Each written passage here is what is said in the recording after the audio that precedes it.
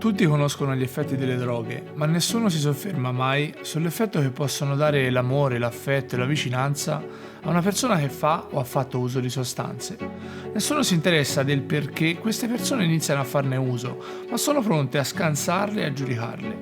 È più facile così, certo, ma probabilmente loro non cercano nient'altro che due orecchie per essere ascoltati e un cuore per essere capiti.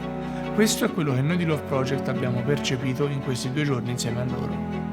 Io avevo toccato il baratro, io avevo perso tutto.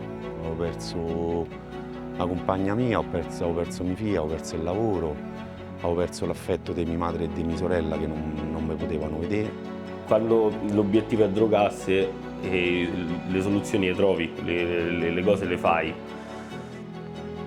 E poi ho cominciato con la cocaina e l'alcol, soprattutto la cocaina. Sono arrivato al punto che ho pensato anche di suicidarmi, però non ci ho avuto il coraggio. Ciao, sono Nicolò e noi siamo un gruppo di ragazzi curiosi di scoprire la formula segreta dell'amore per raccontarla con gli occhi del mondo e la voce delle sue persone. E tutto questo è Love Project. Abbiamo passato 2 giorni con la comunità di Anova, nella loro struttura vicino a Roma. 2 giorni molto intensi dove siamo entrati nelle vite di chi si trova all'interno della comunità, sia gli operatori che coloro che stanno affrontando il percorso. Li abbiamo seguiti in tutto, dalla mattina alla sera, entrando nella loro routine quotidiana, approfondendo le loro storie e il loro passato. Noi qui offriamo un progetto terapeutico individualizzato, vuol dire che la prima fase del programma, che dura 3 mesi, ed è la fase dell'accoglienza, è un periodo di conoscenza. Cerchiamo di fare un'anamnesi, una raccolta di tutti i dati utili per il trattamento. Dopo i 3 mesi c'è il passaggio alla fase che appunto si chiama di trattamento e che prevede un progetto terapeutico individualizzato. Quindi diciamo il segreto per trattare la dipendenza è quello proprio di cucire i progetti addosso alle persone. Cresco insomma con un papà tossicodipendente e arrivo poi a un certo punto della vita che lo aiuto a superare questo problema e quindi l'intento era quello di entrare in comunità e salvare tutti. Quindi io mi pongo proprio come la croce rossina del villaggio. Poi quando arrivo qua mi rendo conto che questo è il lavoro impossibile, no? Perché non puoi avere la presunzione, perché poi quella è una presunzione di salvare tutti quanti se l'altro non è disposto a essere salvato. Molto spesso le persone che incontrano la dipendenza vanno un po' oltre il limite, no? Oltre la regola, oltre quello che è giusto fare. Allora, qui le giornate iniziano alle 8 con la colazione.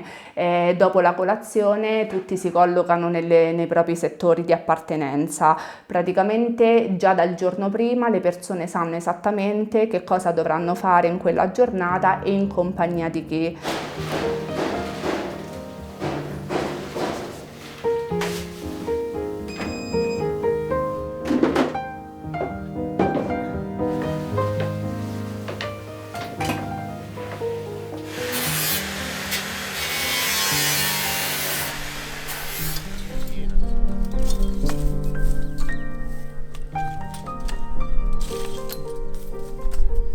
Le sostanze praticamente anestetizzi tutto, quindi certe cose non riesci a vederle.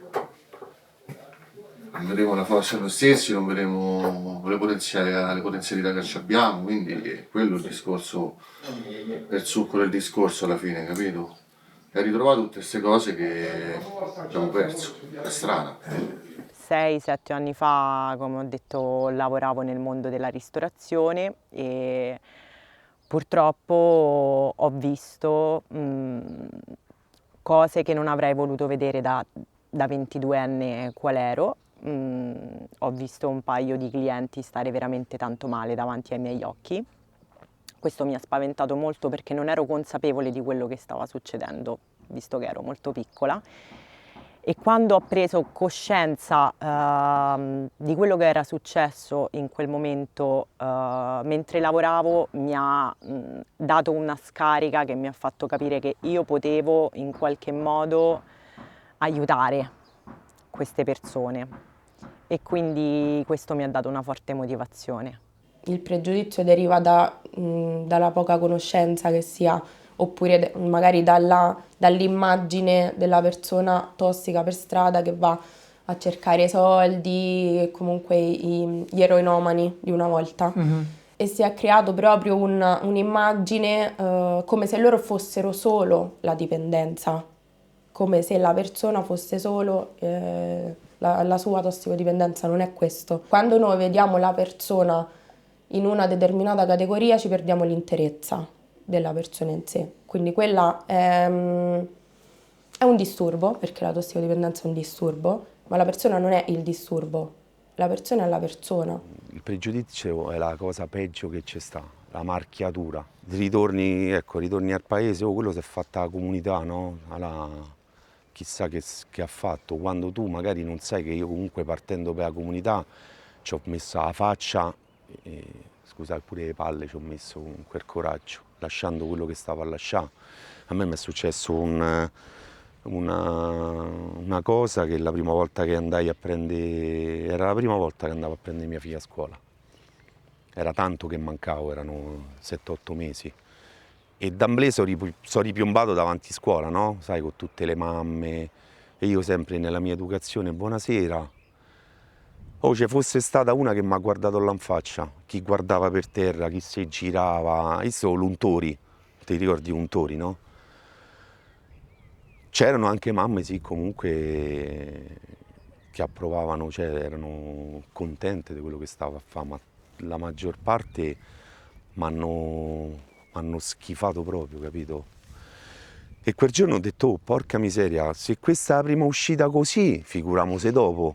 Grazie agli operatori comunque che mi sono intoppato, sono stato una settimana intoppato, che ci sono rimasto male, ma mamme comunque che io prima di entrare in comunità al parco ci stavo, giocavo con i bambini, si discuteva, poi ti mettono davanti a questa situazione e dicevo fermi un attimo, ma poi piano piano ho detto, dico ma a me di quello che pensano loro, ma che me frega, io sto a fare un lavoro su di me, apposta ti ho detto il pregiudizio dell'altri ci sarà sempre, perché comunque il marchio di fabbrica, il numero di telaio, come la macchina, tu addosso ce l'avrai sempre.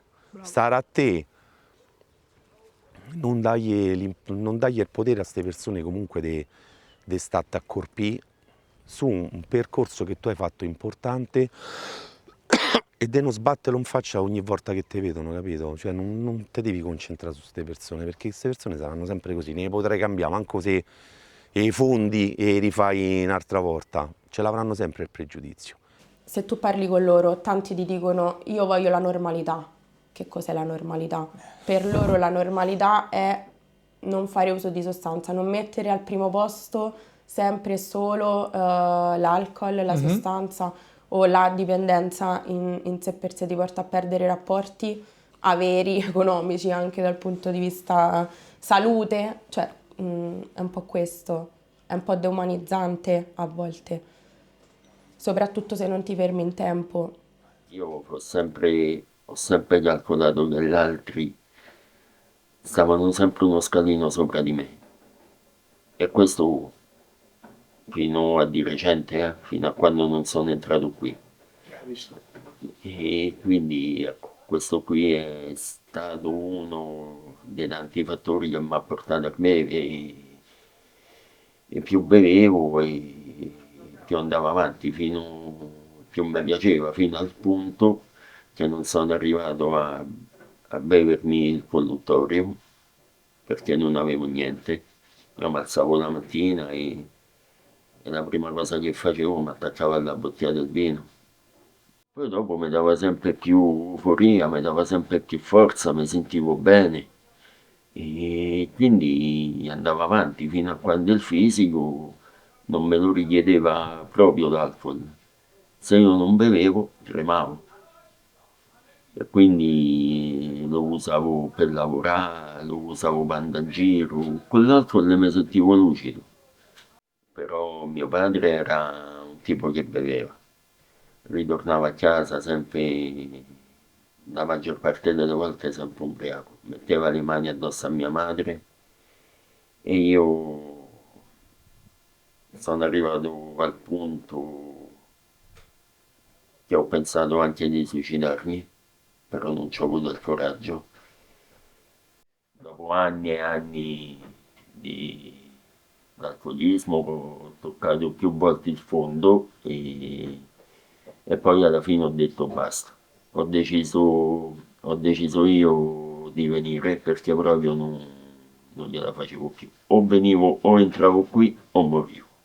Il medico mi ha detto, dice guarda, se segui così non arrivi a 50 anni. Io il 24 maggio ne compio 50. Io non sapevo neanche rifarmi il letto, non c'avevo cura di me stesso, niente.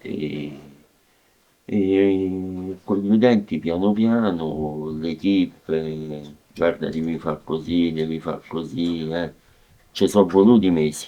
Mi sono rimesso in gioco, ho riscoperto la più grande mia passione che l'alcol mi aveva levato tutto, che è la musica, e l'ho riscoperta qui tramite l'Aria Nova. Ho riscoperto tante cose belle e mi sono accorto che la vita è bella e va vissuta.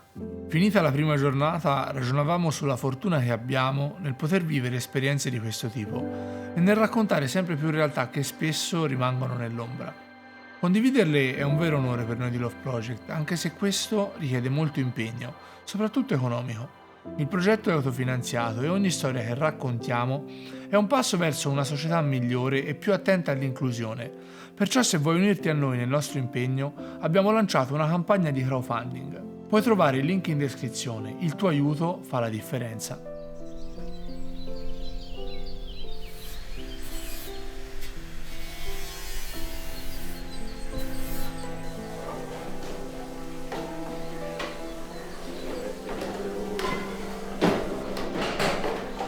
La comunità mi è stata fondamentale perché ha fatto sì che io imparassi a gestire le emozioni, che era quello che io non riuscivo a fare. E appunto, come l'ho detto, nella rieducazione proprio dal principio, quindi poi anche la condivisione degli spazi con gli altri, la condivisione delle proprie esperienze con gli altri. E noi persone tossicodipendenti andiamo a chiuderci noi stessi, quindi averci tutto il giorno 20 persone che ti girano intorno, dove condivide nei gruppi con loro, averci una psicologa, un operatore, un'educatrice a disposizione tutto il giorno, fa tanto. Cioè io dico sempre che è come se avessi fatto 10 anni di terapia con una psicologa fortissima fuori da qui, in realtà ho fatto 2 anni intensivi dentro una struttura. E le persone più grandi mi hanno insegnato molto perché mi hanno fatto vedere quanto si soffre quando hai dei figli fuori e quanto si soffre a sapere che tu gli hai fatto fare una vita di merda ai tuoi figli e loro un po' mi riportavano alle mie origini, cioè io quando vedevo delle persone negli occhi mi sembrava quasi di guardarmi padre negli occhi e pensare a lui che pensava la stessa cosa di me, cioè che vita di merda mi ha fatto fare a me. Quell'amore che non ho provato in realtà mi ha reso molto più sensibile al tema. Quindi tutto l'amore che non ho preso e quello che sono riuscito a prendere, ne so, da mia nonna e quindi da quelle poche persone che appunto ci sono state nella vita e anche dalle persone che ci sono state per poco tempo, quindi quale mio padre, quella è stata l'emozione più bella che io ho sentito riceve e ho sentito dentro di me. Cos'è che te provavi quando facevi uso di sostanze? I primi tempi era una sensazione di onnipotenza totale, quindi ero invincibile, ero il più forte, ero il più intelligente, ero tutto. All'inizio era questo, e quindi quell'insicurezza di cui ti parlavo all'inizio veniva mascherata da sto senso di onnipotenza. È da lì poi che è partita la dipendenza, secondo me, che poi mancava proprio quella parte lì. Dopo che, diciamo, anni che ho cominciato a fare uso di cocaina, la cocaina è diventata un modo per soffocare completamente qualsiasi tipo di emozione. Io quando sono arrivato qui pesavo 125 kg, ero pieno di cortisone, con un occhio bendato che non vedevo più e non ero in grado neanche di poter camminare, neanche di fare uno scalino quando sono arrivato qui, con un polmone a pezzi, asmatico, non respiravo, non camminavo. Difatti all'inizio loro quando mi hanno visto hanno avuto anche un po' paura, no? Posso dire che però portavo una taglia 58, oggi portano 44, 42, peso 68 kg, ma l'occhio, vabbè, l'occhio destro ho perso la vista perché ho perso in carcere, no, perché non mi hanno curato, però qui mi hanno dato tutte le attenzioni, dare a 2 figli l'incombenza di venirmi a prendere in carcere e portarmi qui in comunità, però alla fine abbiamo fatto una scommessa tutti insieme che ad oggi abbiamo vinto, si deve ancora vincere di più, però ad oggi abbiamo vinto tutti quanti. Tutte le persone che iniziano un percorso in comunità hanno deciso comunque di amarsi, indipendentemente poi da come andrà a finire, tanti ricadono. Però quando tu cominci un percorso in comunità non è semplice, soprattutto a 50, 40 anni, e secondo me quello vuol dire amare. Loro ancora non lo sanno perché quando entrano qui si odiano, però quella pure è un'altra faccia dell'amore, cioè, quindi anche trasformare tutto quello che c'è di mortifero nella dipendenza in qualcosa di vitale, questo per me vuol dire amore. È una ricerca d'amore la dipendenza in qualche modo, quindi l'obiettivo qui dentro è quello di insegnare loro che l'amore va al di là di questo, ma è molto altro. L'amore cambia completamente carta in tavola quando viene messo in campo. Che cos'è? Io l'ho definito l'amore come l'acqua. L'acqua è vita e quindi l'amore è vita lo stesso. Sono 2 cose che secondo me vanno a braccetto insieme. Alla fine di questa avventura ho avuto come una sensazione strana, mi sentivo colpevole di aver avuto dei pregiudizi infondati su persone così eccezionali, di aver avuto un senso di ansia prima di conoscerli, chissà che pensavo. Un modo di fare giudicante che loro non hanno avuto nei nostri confronti quando ci siamo presentati nella comunità con delle telecamere e dei microfoni. Allora ho pensato fra me e me, ma te pensi di essere tanto bravo? Te che giudichi, te che punti il dito senza nemmeno sapere chi hai di fronte. Si dice che chi punta il dito verso un'altra persona ne ha 3 che indicano verso di sé, ed è proprio vero, perché persone così belle hanno bisogno di essere protette e non di qualcuno che riapre le loro ferite.